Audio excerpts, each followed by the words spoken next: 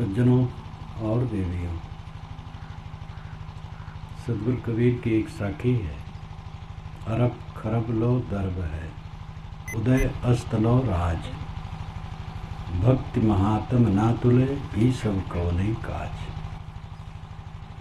अरब से खरब तक द्रव्य हो और उदय से अस्त तक राज्य हो, लेकिन भक्ति की महिमा में ये सब तुल नहीं सकते। भक्ति क्या है? सदगुरु ने अन्यत्र कहा है, भक्ति न जाने भक्त कहावे, तजी अमृत विष कैलिन सारा। लोग भक्ति नहीं जानते हैं, भक्त कहलाते हैं। अमृत को छोड़ करके विष ग्रहण करते हैं। अमृतत्व को प्राप्त करना भक्ति है, और विष को प्राप्त करना ये भक्ति का विरोधी है। अमृत क्या है? उसके लिए भी वो कहते हैं, अमृत वस्तु जाने नहीं, मगन भया सब लोए। काहें कबीर कामो नहीं, जीव ही मरण न होए। लोग अमृत वस्तु को नहीं जानते हैं, विष में ही अमृत की कल्पना करते हैं। अमृत क्या है? काहें कबीर कामो नहीं।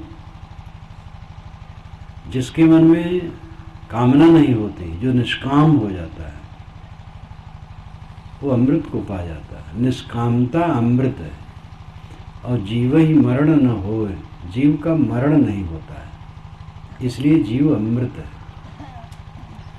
अमृत में आ उपसर्ग है। मृत कहते हैं मरे हुए को, जड़ को। जो मरा हुआ ना हो, जो जड़ ना हो, वो अमृत है। चेतन अमृत है, आत्मा अमृत है।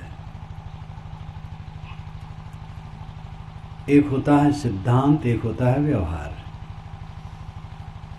थ्योरी और प्रैक्टिकल। थ्योरी है, सिद्धांत है, आत्मा अमृत है, अमर है। और व्यवहार है, प्रैक्टिकल है, निष्काम होना। कोई निष्काम हुए बिना अमृत में स्थित नहीं हो सकता है। निष्काम हो जाए तो काम कैसे करे? गीता में निष्काम कर्म कहा गया, वो गलत है, ऐसा बहुत लोग कहते हैं। कहने वाले साधक नहीं होते हैं। जो साधक होगा ऐसा कभी नहीं करेगा। निष्काम अवस्था ही कल्याण अवस्था है। और निष्काम होने का अर्थ ये नहीं है कि घर द्वार छोड़ दे, परिवार छोड़ दे तो निष्काम हो गया। कितने घर द्वार छोड़ने वाले हैं, कामना बस नाचते हैं। अपनी कामनाओं का विश्लेषण करना चाहिए। कौन सी कामना उचित है, कौन अनुचित है? जो कल्याणकारी कामना है वो ठीक है। आप यहाँ सत्संग की इच्छा रखे, कामना रखे आए, ये कल्याणकारी है। शराब की दुकान पर जाते, ये गलत था, अकल्याणकारी। जो विषयों की तरफ हमें उन्मुख करे, वो इच्छा अकल्याणकारी है। और आत्मा की तरफ उन्मुख करे, वो कल्याणकारी है। उपनिषद में, कठ उपनिषद में यमाचार्य ने नचिकेता को समझाते हुए कहा है, परांच खान वितरणत स्वयंभू तस्मात् परांग पश्यत नान्तरात्मन। कश्चित धीरा प्रतिज्ञात्मानमेक्षत आवृत्त चक्षु अमृतत्वमिच्छन्। परांच खान वितरणत स्वयंभू। स्वयंभू ने, विधान ने, प्रकृति के नियम ने परांच खान वितरणत, परांच नाम बाहर, खान नाम छेद, वितरणत नाम फोड़ना। शरीर में छेद कर कर के बाहर इंद्रियों को निकाला है। आँख बाहर को देखती है, कान बाहर को सुनते हैं, नाक बाहर को सूंघती है, जीभ बाहर का रस चखती है, त्वचा बाहर का स्पर्श करता है। तस्मात् परांग पश्यत नान्तरात्मन। इसलिए मनुष्य बाहर देखता है, न अंतरात्मन, अंतरात्मा को नहीं देखता है। कश्चित धीरा प्रतिज्ञात्मान मैक्षत, कश्चित कोई धीरा विवेकवान पुरुष प्रत्यक आत्मन ऐक्षत, प्रत्यक नाम भीतर, आत्मन आत्मा को, ऐक्षत नाम देखना। कोई विवेकवान पुरुष जिसकी गंभीर दृष्टि है, जो ये सोचता है कि अंत में क्या रहेगा। आदमी सोचे बैठे, क्या वो सोचता है कि अंत में क्या रहेगा? दिन में 3 बार 4 बार क्या बैठ के सोचता है कि हमारे साथ में क्या रहेगा? आदमी तो दूसरे की चीजों को लूटने के चक्कर में पड़ा रहता है। मालूम होता है यहीं रहना है, और सब कितना घोर परिवर्तनशील है। आज मैंने डायरी में लिखा कि मुझे याद नहीं है 20 बरस हुए कि 25 बरस हुए मैं पोरा आया। सुकई साहब, जिनको परमहंस साहब भी कहते थे, महान संत थे। हमारे गुरुजी खाट पर बैठे रहते थे और साहब पहुंच जाए परमहंस साहब, तो हमारे गुरुजी खाट से उतर पड़ते थे। कबीर दर्शन में भी मैंने उनको लिखा है, उनका नाम दिया है। उस समय की स्थिति में कितना परिवर्तन हो गया। यहाँ सड़क कहाँ थी? पुराने भक्तों में अब कोई रह गया है, और पुराने मिलने जुलने वालों में दिखाई नहीं देते। थोड़े दिन में कितना परिवर्तन होता है। यहाँ किसका क्या है? जो इस बात को सोचता है वो अंतर्मुख होने की सोचता है। जिसको परिवर्तनशीलता का बोध नहीं रहता है वो इस अंतरात्मा की तरफ नहीं आ सकता। सहज जानकारी तो सबको है। कौन नहीं जानता है कि शरीर छूट जाने पर कुछ साथ में नहीं रहता है? सब जानते हैं, अनाड़ी भी जानता है, लेकिन ये जानना काम नहीं करता है। जब आदमी रोज बैठे और इस पर चिंतन करे कि हमारे साथ क्या रहेगा, और फिर ये देखे कि जब से मैं होश में आया हूँ कितनी अवस्थाएं बदली, कितने प्राणी पदार्थ बदले हैं, कहाँ कहाँ हम रहे हैं, कहाँ कहाँ बसे हैं, कितने मित्र हुए हैं, वो सब छूट गए। दिल में जो दिल बन के धड़के गए तो न देखा जरा मुड़ के। जो दिल में दिल बन करके धड़कते थे वो गए और मुड़ के देख न सके। जब बराबर इसको सोचे तब धीरे धीरे ज्ञान का प्रबल संस्कार जब बढ़ता है, तब अविद्या का पर्दा कटता है, तब सांच और झूठ का पता लगता है। चरितार्थता, ज्ञान की चरितार्थता की जरूरत है। आग लकड़ी में है, लेकिन लकड़ी को नहीं जलाती, विशेष आग लकड़ी को जलाती है। इसी प्रकार ज्ञान तो है, विशेष ज्ञान अविद्या को जलाता है। ये सामान्य ज्ञान नहीं जलाता है, जानते तो सब है। एक बार मैं प्रवचन कर रहा था, प्रवचन समाप्त, थोड़े लोग बैठे थे, गांव था, बहुत पुरानी घटना है, 40 बरस से भी पुरानी। तो जब प्रवचन खत्म किया, 25-50 लोग रहे होंगे, तो एक किसान था। कहा महाराज, अरे विषय वासना का है, खुजली है, जलन है, इसमें सुख नहीं है, खुजली है। अब एक बहुत साधारण आदमी कह रहा था खुजली है, लेकिन जैसे हम इस ढंग से जानते हैं वैसे रह नहीं पाते हैं, तो जानना किस काम का होता है? भक्ति है अपनी तरफ लौटना, अमृत की तरफ लौटना। अमृत आत्मा है, लेकिन आत्मा की तरफ तब लौटना होगा जब कामनाओं पर विजय हो, इच्छाओं पर विजय हो, इंद्रियों पर विजय हो, मन पर विजय हो, वाणी पर विजय हो। और इसके लिए जरूरी है जो इस ढंग के लोग हों उनकी संगत करें, उनकी उपासना करें। भक्ति का बाह्य रूप है जिससे हमें अमृतत्व का बोध हो और स्थित हो, जिनकी प्रेरणा से उसमें स्थित होने का बल मिले, उनके प्रति अनुराग, ये पहली भक्ति है। आदि शंकराचार्य ने कहा है विवेक चूड़ामणि में, पूज्य सुनरागो भक्ति। पूज्य के प्रति अनुराग करना भक्ति है। पूज्य कौन है? जो आचरण में ऊपर उठा है, ऊर्ध रहता है। दद्धा अर्ध माही अधियारी, अर्ध छोड़ ऊर्ध मन तारी, अर्ध छाड़ ऊर्ध मन लावे, आपा मेट के प्रेम बढ़ावे।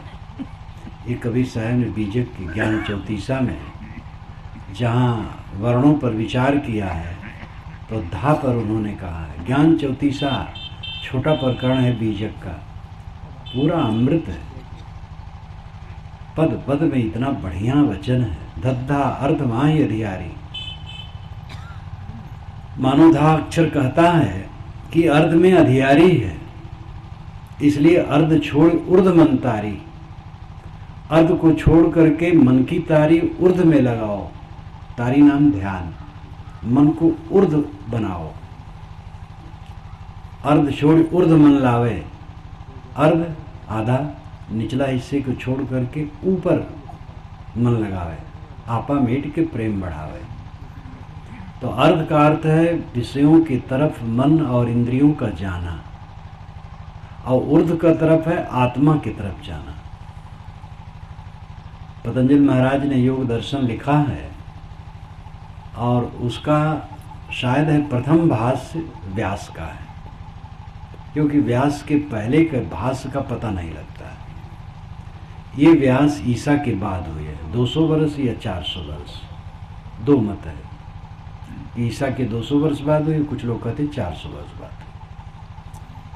उस व्यास ने पतंजलि योग दर्शन का भाष्य किया है संस्कृत में। मैंने अपने भाष्य में उनका कई उदाहरण दिया है। तो उन्होंने कहा है कि हमारी वृत्तियां दो प्रकार वहन करती हैं, एक कल्याण वाह, एक पाप वाह। मन की वृत्ति पाप वाह है और कल्याण वाह है। विषयों की तरफ झुकी हुई बहती है तो ये पाप वाह है, और आत्मा अनात्मा विवेक की तरफ चित्तवृत्ति चलती है, ज्ञान की तरफ, तो ये कल्याण वाह है। काम, क्रोध, लोभ, मोह, राग, द्वेष, चिंता, विकलता, उद्वेग, देहाभिमान, सांसारिक प्राणी पदार्थों की स्मृतियों में डूबे रहना, ये पाप वाह है। ऐसे हट करके ज्ञान की तरफ, आत्मा के विचार की तरफ, संसार की नश्वरता के विचार की तरफ, निर्मलता की तरफ चित्त बहे, ये कल्याण बहा है। गृहस्थ के लिए भी ये जरूरी है। गृहस्थ विरक्त दो श्रेणियां हैं, मनुष्य वही है, दोनों को कल्याण प्रिय है। विरक्त साधु लोग दाल भात रोटी सब्जी खाते हैं, तो भूख लगने पर गृहस्थ लोग क्या खाते हैं? पैरा खाते हैं, वो भी दाल भात रोटी सब्जी खाते हैं। दोनों की आवश्यकताएं एक हैं, दोनों के बंधन एक हैं, दोनों की बंधन की निवृत्ति का रास्ता एक है, सड़क का लेवल एक है। कोई आगे चलता है, कोई पीछे चलता है। इसी प्रकार परमार्थ पथ एक स्तर का है, उसमें मानो संत आगे चलते हैं, गृहस्थ पीछे चलते हैं, इतना कह लो भले। नहीं, गृहस्थ विरक्त ये दो श्रेणियां हैं, मनुष्य वही है। गृहस्थ गलती करेगा दुख पाएगा, साधु गलती करेगा दुख पाएगा। भोजन करते समय ज्यादा पेट में डाल लेगा गृहस्थ तो उसको तकलीफ होगी, और साधु ज्यादा डाल लेगा पेट में तो उसको तकलीफ नहीं होगी, उसको भी होगी। इसलिए गृहस्थ विरक्त प्रकृति में क्षमा नाम की चीज किसी के लिए नहीं। भगवान कहीं हो, अगर वो भी ज्यादा खाएगा तो पेट खराब उसका भी हो जाएगा। मैं तो कलकत्ता में रहता हूँ, तो वहाँ रथ यात्रा के समय प्राय रहता हूँ। तो जगन्नाथपुरी की भी बात आती है और कलकत्ता में भी रथ यात्रा, रथ निकालते हैं जगन्नाथ भगवान की। उसी समय वो खिचड़ी खाते हैं भगवान। तो मैं कभी कभी विनोद करता हूँ कि भाई भगवान का पेट खराब हो गया होगा इसलिए खिचड़ी खाए होंगे।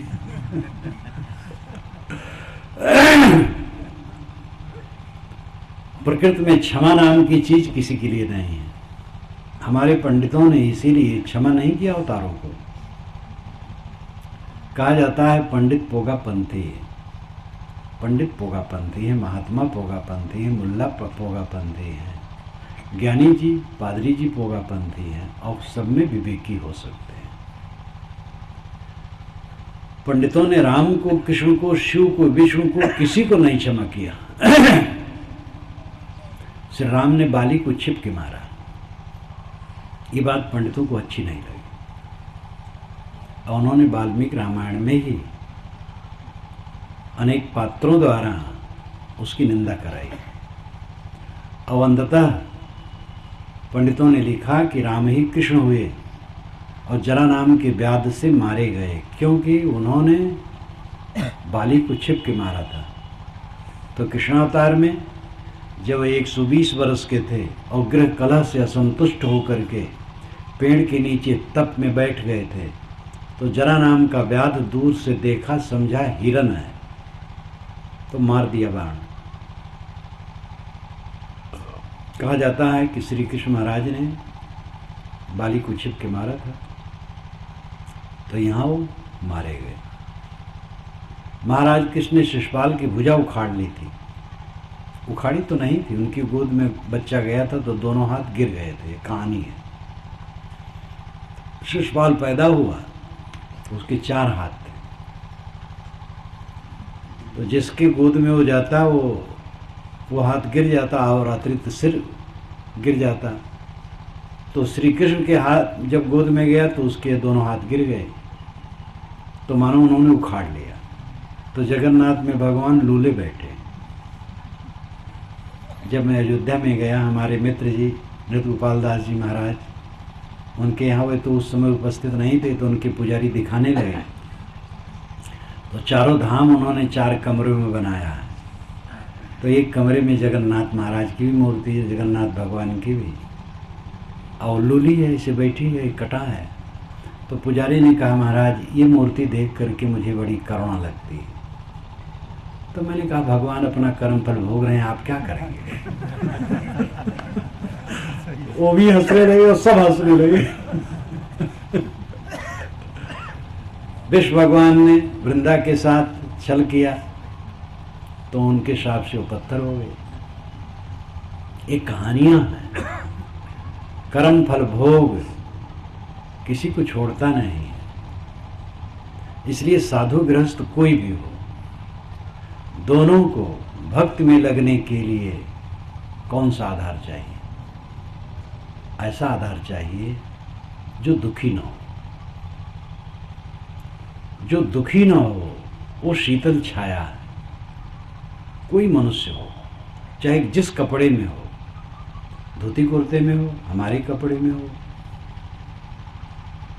फुल पैंट शर्ट में हो, साड़ी ब्लाउज में हो, जिस वेश में हो, जो दुखी न होता हो वो सच्चा इंसान है और वही संत कहलाता है। संत कौन? मेरी छोटी सी पुस्तक है, उसमें मैंने पहला वाक्य लिखा है, संत वह है जो दुखी नहीं होता है, दुख दोष से निकलता है। अगर कोई दुखी हो गया तो दोषी है।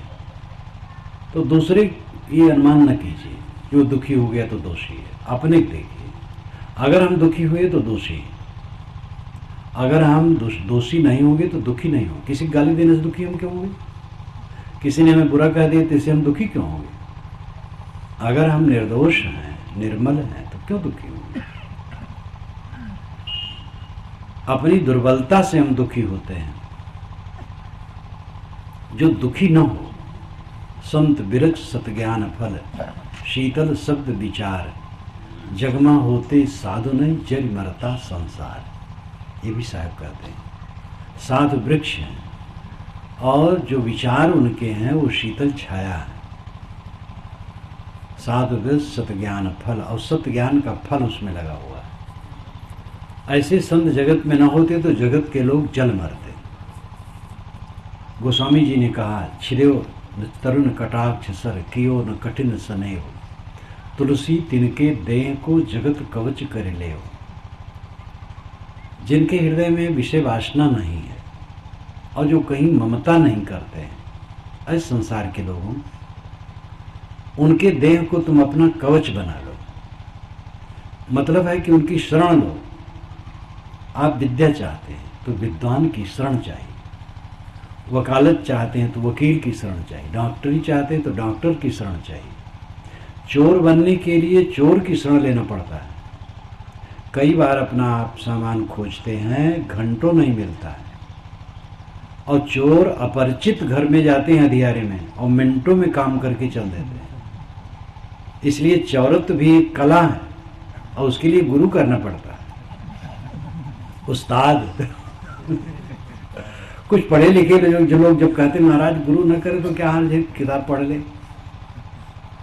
तो इसका मतलब है अध्यापकों से न पढ़े और बीएमए की पुस्तकें रख ले, अपने घर में सब विद्वान हो जाए। बिना गुरु के कैसे होगा? और अध्यात्म का विषय जहाँ तक है, ये तो केवल प्रवचन पर्याप्त नहीं है। काम क्रोध लोभ मोह में नहीं पड़ना चाहिए, ये सब कह सकते हैं, और कहने वाले ही उसमें डूबे हैं तो लगता है कहने का रस्म है, और कहने में आनंद आता है, सुनने में आनंद आता है, ऐसा कोई होता नहीं। लेकिन जब हम ये देखते हैं कि ऐसे आदमी भी हैं जो काम क्रोध लोभ मोह से ऊपर है, शीतल है, तब बल मिलता है कि हम भी हो सकते हैं। उपासना का अर्थ यही है। वेद में बड़ा सुंदर एक प्रसिद्ध मंत्र है, द्वा सुपर्णा सजा सखाया समानम वृक्षम परिशस्व जाते तयोरन्य पिपलम स्वाद तन्नस्नन्यो अभिचाक्षित। द्वा सुपर्णा सजा सखाया, द्वा दो, सुपर्णा सुंदर पंख वाले पक्षी, सैया साथ साथ रहते हैं, सखाया मित्र। द्वा सुपर्णा सैया सखाया समानम वृक्षम परिशस्व जाते, समान ही पेड़ पर, एक सदृश पेड़ पर दोनों चिपके, परिशस्व जाते चिपके। तयोर अन्य, तयो उनमें से, अन्य एक, पिपलम स्वाद अक्तन उस वृक्ष के फल के स्वाद को चखता है, और अनशनन नन्यो, अन्य एक दूसरा जो है अनशनन नहीं खाता, अनशन कर देता। तब क्या करता है? अभिचाक्षी, वो केवल दृष्टा है, देखता रहता है। अभिचाक्षी मतलब देखना या प्रकाशित करना। ये बड़े सुंदर अलंकारों में कहा गया है, और अपने अपने संप्रदाय के अनुसार इसका घसीट घुसीट करके सब अर्थ खूब करते हैं, लेकिन सहज अर्थ है। दो प्रकार के जीव हैं, एक रागी, एक त्यागी। रागी और त्यागी दोनों जीव के न तो शरीर में फर्क है, न इंद्रियों में फर्क है, न आत्मा में फर्क है, किसी में फर्क नहीं। दोनों समान हैं और दोनों मित्र हैं, क्योंकि सजाती हैं, और दोनों एक ही प्रकार के पेड़ पर यानी शरीर में हैं। लेकिन तयोर अन्न पिपलम स्वाद अक्तन, उसमें फर्क यही है कि एक वृक्ष के फल का स्वाद लेता है, अक्तन नाम खाना,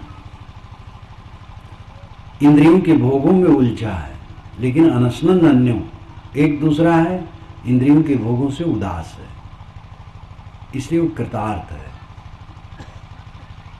समाने वृक्षे पुरुषो निमग्नो अनिशया सोचत मुहि माना, जुष्टम यदा पश्यतनमीश्मस महिमानमित वीत शोक। ये मंत्र इसका पूरक उपनिषद में रचा गया। समाने वृक्षे पुरुषो निमग्नो, एक ही प्रकार का वृक्ष है, दोनों पक्षी जिस पर रहते हैं, इन्हीं एक ही प्रकार के शरीर हैं, रागी और त्यागी के। समाने वृक्षे पुरुषों निमग्नो, लेकिन एक पुरुष निमग्न है। निमग्न का मतलब डूबना, मोह माया में दुख में डूबा है। पुरुष किसे कहते हैं? पुरुष का अर्थ स्त्री पुरुष वाला पुरुष नहीं है। यहाँ पुरुष शुद्ध चेतन के लिए अर्थ है। पुरुष में दो पद है, एक पुर एक उस। दो पदों से पुरुष शब्द बनता है। पुर कहते हैं आगे को, उस कहते हैं जलाने को, इसीलिए पुरोहित कहा जाता है। तो पुरोहित का व्यंग में देहाती लोग मजाक करते हैं, वो पुरोहित है, ऊपर के हित है, लेकिन ये अर्थ नहीं है। पुरोहित का मतलब है पुर नाम आगे, हित नाम रखा हुआ है। जो आगे हो, आगे चलता हो, रास्ता दिखाता हो, वो पुरोहित है। तो पुर नाम आगे, उस नाम जलाना, जो आगे आगे ज्ञान जलाता रहे वो पुरुष है। आगे आगे ज्ञान का दीपक कौन जलाता है? ये आत्मा। चेतन का स्वभाव है ज्ञान। तो पुरुष ज्ञानवान है। पुरुषेते पुरुष भी अर्थ किया जाता है। शरीर रूपी पुर में शयन करने के कारण ये पुरुष कहलाता है। तो एक पुरुष तो निमग्न है, विषयों में डूबा है, दुख में डूबा है, मोह में डूबा है। समाने वृक्षे पुरुषों निमग्नो अनीशया, इसलिए वो अनीश है, वो ईश्वर नहीं है, असहाय है। ईश का मतलब समर्थ।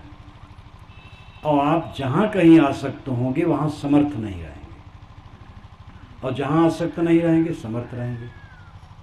तमाकू खाने वाले तमाकू के लिए समर्थ नहीं रहेंगे। तमाकू न मिले तो परेशान, कायर। एक बार मैं ट्रेन में चल रहा था, थोड़ी दूर यात्रा थी। एक सूटेड गोटेड सज्जन सामने बैठे थे और लगता तो कोई अफसर थे और बड़े शालीन थे।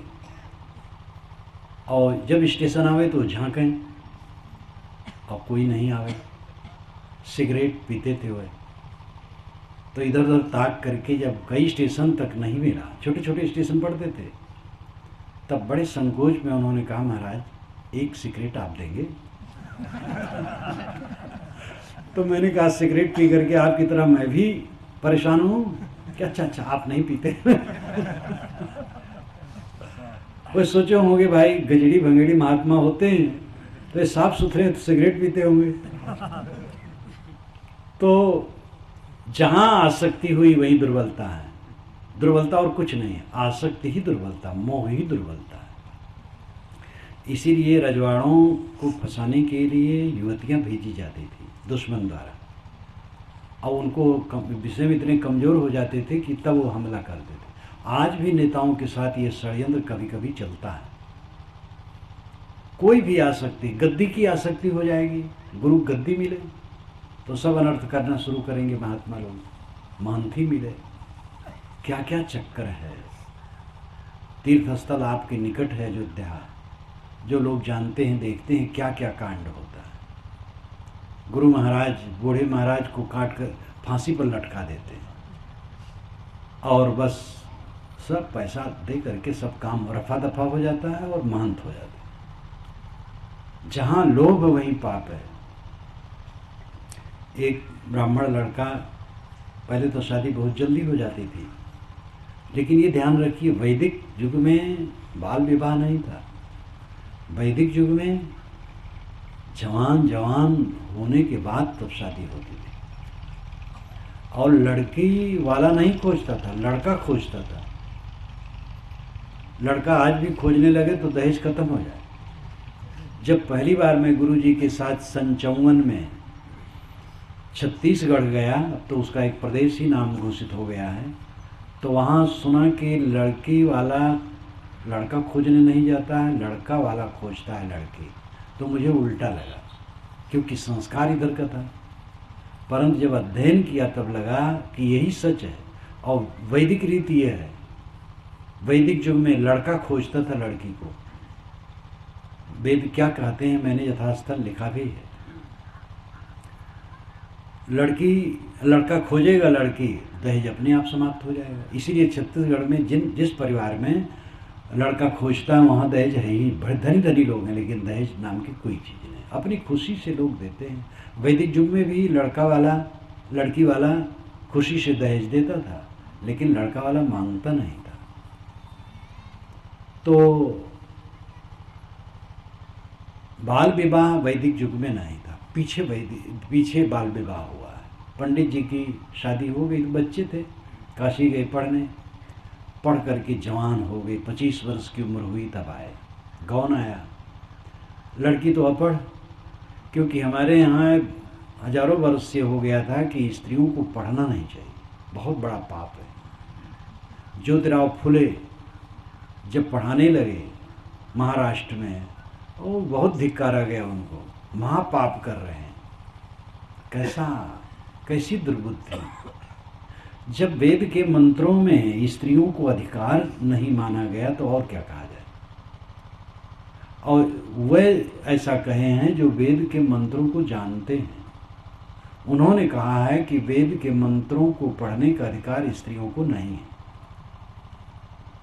और वे बारंबार वेद में पढ़े हैं। पाला, घोषा इत्यादि बहुत सी स्त्रियां हैं जो वेद मंत्रों की रचयिताएं हैं। मैंने तो वेद में भूमिका ही में स्त्री और शूद्र जो कहलाते हैं वह वेद मंत्र के रचयिता, उनकी लिस्ट दिया है और आगे नंबर दिया है कि कहाँ कहाँ किस किस मंत्र के वे रचयिता हैं।